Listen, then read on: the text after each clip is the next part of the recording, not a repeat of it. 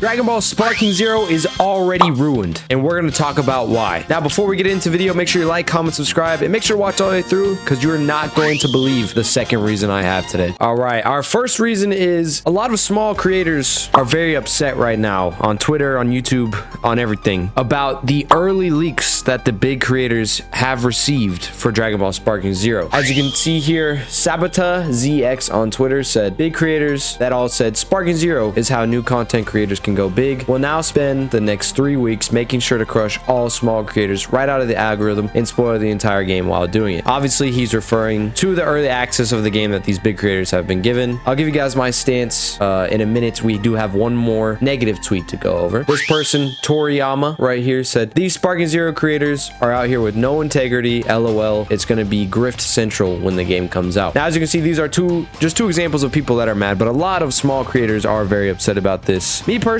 I'm not. I think small creators who are making creative and overall just good content are still going to get the credit and recognition that they deserve. I don't think big creators getting early access to the game is going to ruin it for other people. I mean, it might hurt a little, but they deserve it. They're the big creators. They worked hard for where they're at. I don't think we should be upset that the people who represent our community are getting VIP treatment, but that's just my take. I do have a couple of positive tweets about it, people who agree with me. Now, this is a thread here and it's kind of long, so let me get through it quickly. This guy here, JT, he said, small creators, no matter what niche you get into, at the end of the day, you have to just give people a reason to watch you, as there are already people who made videos before you, whether it's your personality, editing, creative ideas, etc. Bashing bigger creators is not the wave. I completely agree with this here. Part 2, I've seen a lot of you say bigger creators have early footage and things planned. I hate to say it, but if you are worried about that, you have already lost. At the end of the day, the only thing you should care about is elevating yourself and your work. That's it. And then part 3 to his thread, it says, while I do love that y'all are getting the whole Dragon Ball community hype for this game, everyone will blow up from Dragon Ball Sparking Zero. Narrative needs to stop, because anyone who does content creation in any space knows that it simply is not that way. And then part 4 to this is YouTube side, not everyone small creator knows how to edit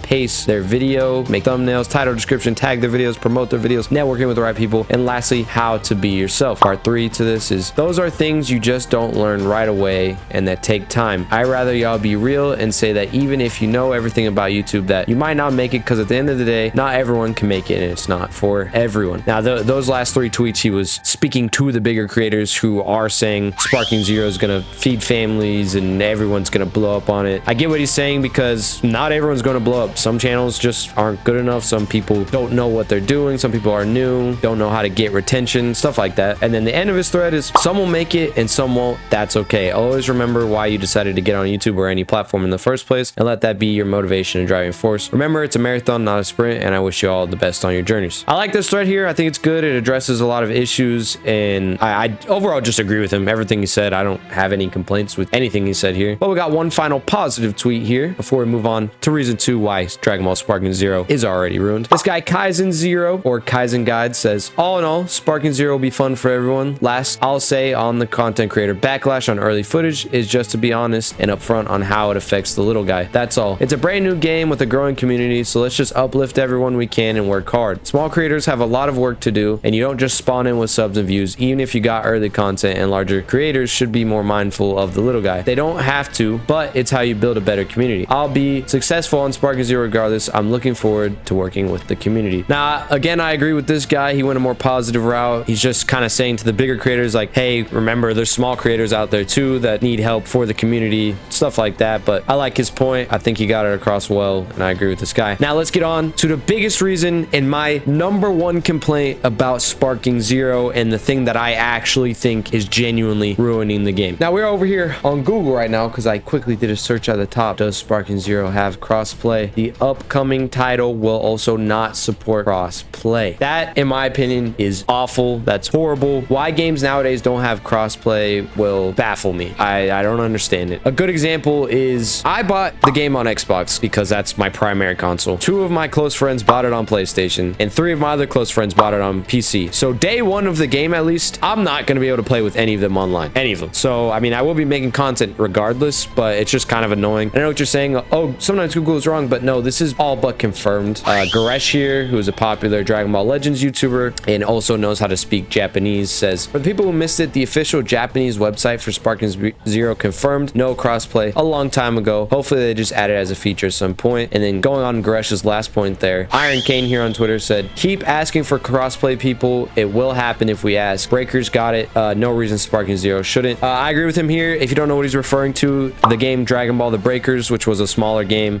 came out a couple years ago and did not have crossplay. People were very, very, very upset about it. They complained and complained, and they added crossplay. So I think they will add it in the future, but there's the fact that it's not going to be their day one is something that's highly annoying. But yeah, this was a shorter video, guys. Let me know your thoughts about the 2 talking points I had in this video, and I'll see y'all when Sparking Zero drops.